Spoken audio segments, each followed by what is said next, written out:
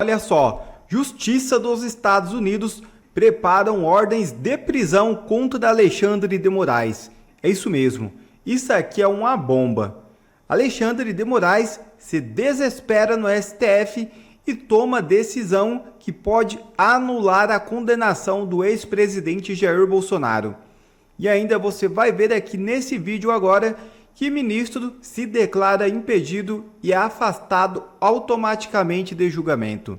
Tudo isso e muito mais no vídeo de agora, mas antes eu peço que você se inscreva no canal e deixe seu like, porque assim o YouTube entende que esse conteúdo é relevante e ajuda a chegar a mais pessoas.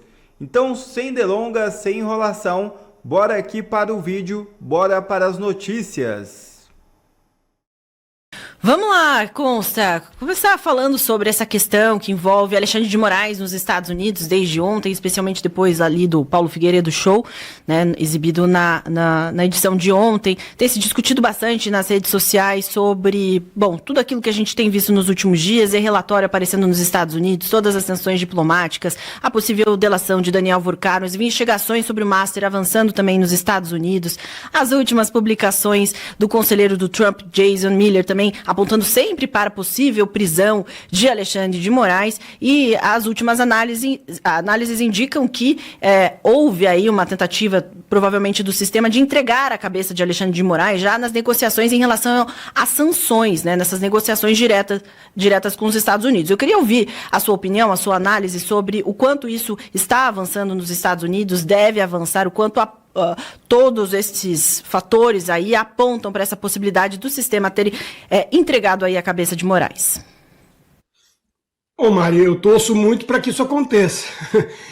Eu quero muito que aquela profecia do Elon Musk se torne realidade, né? Ele postou uma imagem feita com inteligência artificial do Alexandre de Moraes, claramente, dizendo que o dia ia chegar em que ele estaria atrás das grades, né? Todo brasileiro decente, honesto, que acompanha o que vem acontecendo no país, torce por isso. Eu não tenho bastidores, né, do governo americano para saber. Eu comentei aqui já, por exemplo, que aquele relatório da fase 3 da CCJ, né, da Câmara Americana, não era algo diretamente ligado à Casa Branca. O Jason Miller, claramente, é um assessor mais ativo nessa questão do Brasil, né? Vive postando coisas do Alexandre de Moraes, elogiando o Eduardo Bolsonaro e tudo, mas ele não fala em nome do Trump, né? Então, de novo, eu prefiro não me arriscar aqui, porque tudo vai ser só especulação, né? Os fatos são os seguintes: ele aplicou uma Magnitsky absolutamente fundamentada, né? O Alexandre é alguém que vem abusando dos direitos humanos faz tempo, e ele retirou alguns meses depois. Ele passou a fazer elogios ao Lula, né? Aí tá bom, a gente já fez aqui várias vezes a análise do que pode estar por trás disso, né? Interesses nas terras raras, a questão dos satélites chineses, a questão do combate ao crime organizado, a questão das big techs. Agora, tudo isso, a gente também vem comentando desde o início, o Lula não é capaz de entregar. Então, em algum momento, me parece evidente que o Trump vai ficar cansado das bravatas do Lula. Ainda mais que o Lula vive alfinetando ele, né? Ele fica querendo explorar essa cartada patriótica, né, que o PT nunca teve, justamente em cima do Trump, né? Os Estados Unidos voltaram a ser o tio Sam malvadão, e está matando gente no Oriente Médio, e blá blá blá, e o Trump fazendo o que acha que tem que ser feito, né, para eliminar ou pelo menos enfraquecer muito um regime que é nefasto, um regime terrorista, que é o iraniano, e o Lula simpático a esse regime. Então é difícil imaginar aí um acordo realmente sólido, né? Tudo bem, o Trump tem medo de mais uma Venezuela no continente, o Brasil tem uma dimensão continental por si só, então não é trivial a escolha do que fazer ali pelo Marco Rubio e companhia. O Brasil é importante demais para ficar mais 4 anos na mão de um socialista que vem aproximando o Brasil do eixo do mal e virando as costas para o Ocidente, né? Então, ao mesmo tempo, eu não acho que os Estados Unidos, que o governo Trump vai querer se meter nas eleições, por exemplo. Eu acho que eles denunciaram o governo Biden de ter feito exatamente isso, e fez, né, pelo visto, mandando dinheiro pela USAID, mandando emissário do Pentágono, da CIA, para dar recadinhos por aqui, por aí no Brasil. O Trump não quer essa acusação. Ele não quer isso sob a cabeça dele. Né? Então, eu não acredito que os Estados Unidos vão participar de uma forma mais ativa das nossas eleições. Eu até gostaria que eles tivessem ali um escrutínio maior, né? Estivessem de olho realmente, porque diminuiria as chances de fraude, né? Maracutaia, enfim, do TSE jogar como um dos times em vez de um juiz, né? De um árbitro imparcial. Mas isso também acho que não vai acontecer. Então, sobra isso, né? Um acordo para entregar a cabeça do Alexandre de Moraes e resolver essas questões aí com os Estados Unidos, né? Já que o Alexandre de Moraes mexeu até com o Elon Musk e americanos, né? Cidadãos americanos. Eu confesso que eu acho pouco provável. Eu adoraria, mas acho pouco provável. Você disse que foi no programa do Paulo Figueiredo. Eu não acompanho. Soube até, inclusive, que ele falou de mim nesse programa. Mas o Paulo Figueiredo ganhou um apelido não muito generoso, digamos assim, nas redes sociais, que é o Paulo Tic Tac. Porque ele está sempre, né, anunciando alguma coisa que vai acontecer, que está na iminência e dessa vez vai, quase como se ele fosse ali o braço direito do Trump. Né? E a gente entendeu com a suspensão da Magnitsky que não é bem assim. Não é bem assim. Então, se ele disse alguma coisa nesse sentido, né, eu vou torcer para que ele esteja muito certo e tenha fontes muito seguras. Mas eu estou que nem São Tomé. Eu preciso ver para crer, porque Alexandre de Moraes, até agora, nada aconteceu com o sujeito. Ele continua, inclusive, tomando decisões absurdas, mesmo com esses escândalos todos que já vieram à tona aí. Hoje tem mais um reforçando, né, aqueles 3,6 milhões mensais, a gente já sabia. Mas agora tem a Receita Federal mostrando isso mesmo. Entraram 80 milhões de reais em 2 anos, né, na conta do escritório da família. Então, o que mais é preciso para derrubarem o Alexandre de Moraes? Ficar esperando o milagre dos Estados Unidos não me parece uma boa receita. Moraes surta no STF e age para barrar a delação do Vorcaro. Eu preciso que você preste muita atenção no que eu vou te contar agora, porque o que Alexandre de Moraes acabou de fazer é uma das coisas mais descaradas que eu já vi na política brasileira. No mesmo dia em que vazou que ele recebeu, quer dizer, que a esposa dele recebeu 80 milhões de reais do Banco Master e que os dois foram pegos numa mentira sobre os voos de jatinho, Moraes liberou para julgamento no plenário do Supremo uma ação do PT que pode destruir o Instituto da Delação Premiada no Brasil.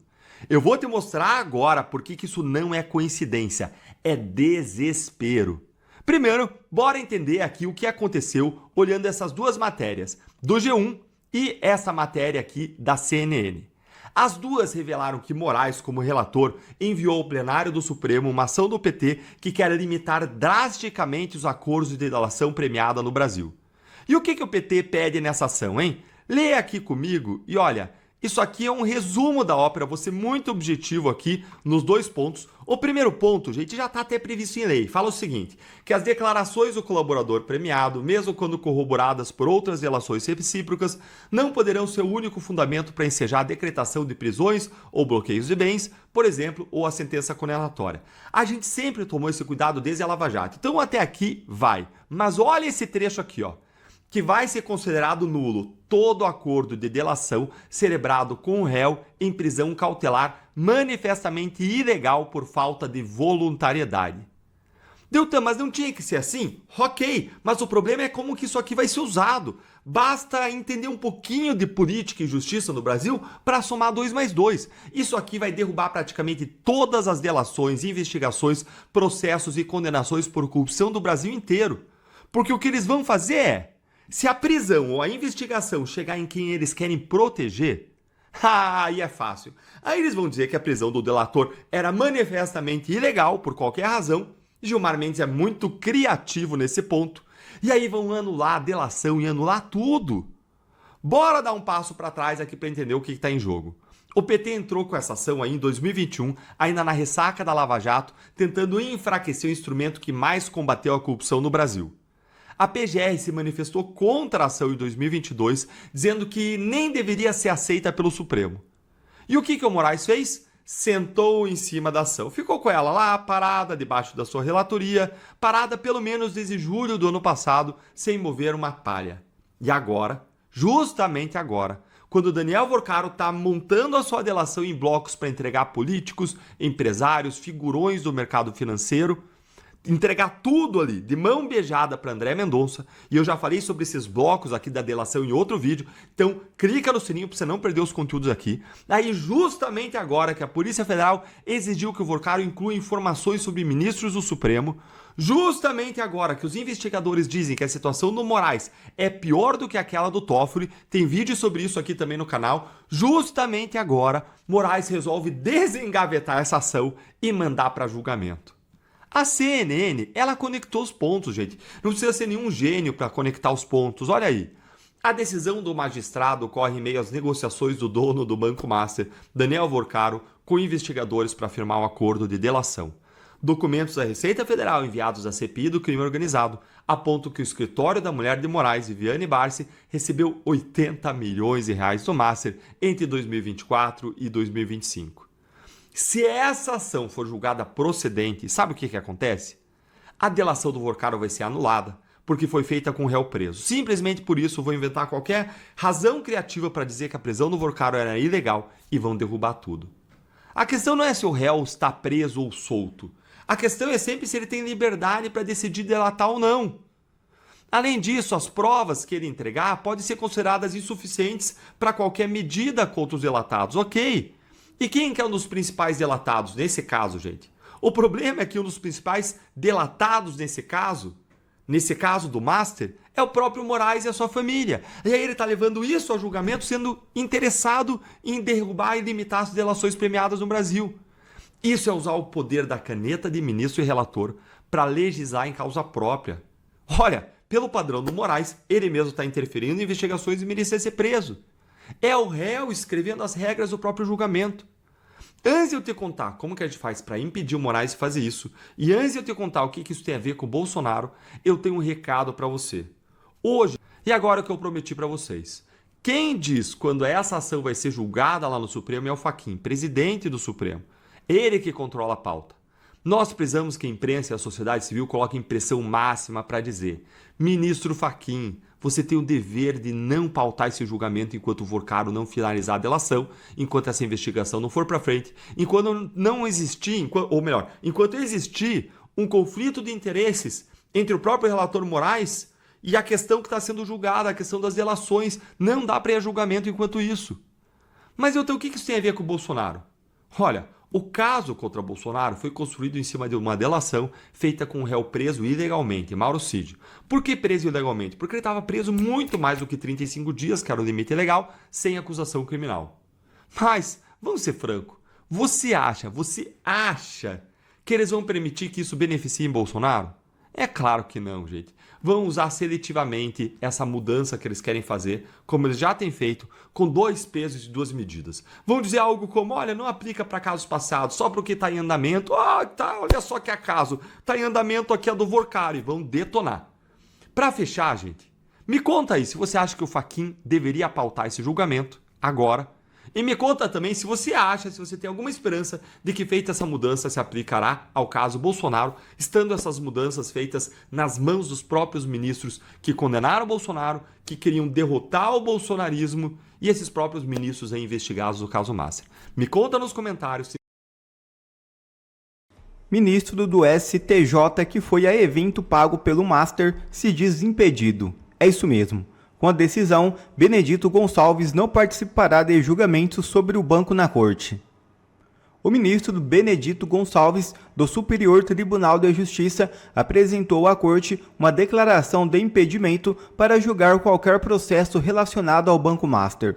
O magistrado fez a declaração por meio do sistema eletrônico do próprio STJ, o que gera seu afastamento automático dos casos que envolvam o banco. Desde o início das investigações sobre o banqueiro Daniel Vorcaro, é a primeira vez que surge um vínculo do banco com o ministro do STJ. Até agora, as apurações já haviam indicado a existência de relações de Vorcaro com 3 ministros do Supremo Tribunal Federal: Alexandre de Moraes, Dias Toffoli e Cássio Nunes Marques. O ministro Benedito Gonçalves participou como palestrante de um evento jurídico em Londres, em abril de 2024, patrocinado pelo Banco Master, e que teve a presença de diversas autoridades do judiciário brasileiro. As provas já colhidas nas investigações também apontaram outros indícios de proximidade entre o ministro do STJ e o dono do Master. O contato telefônico de Benedito Gonçalves estava salvo no telefone celular de Daniel Vorcaro, que foi apreendido pela Polícia Federal, e também teve o seu sigilo quebrado pela CPI do INSS. Obrigado a você que assistiu esse vídeo até aqui, deixe o seu comentário e não se esqueça de se inscrever no canal e deixar o seu like. Até a próxima!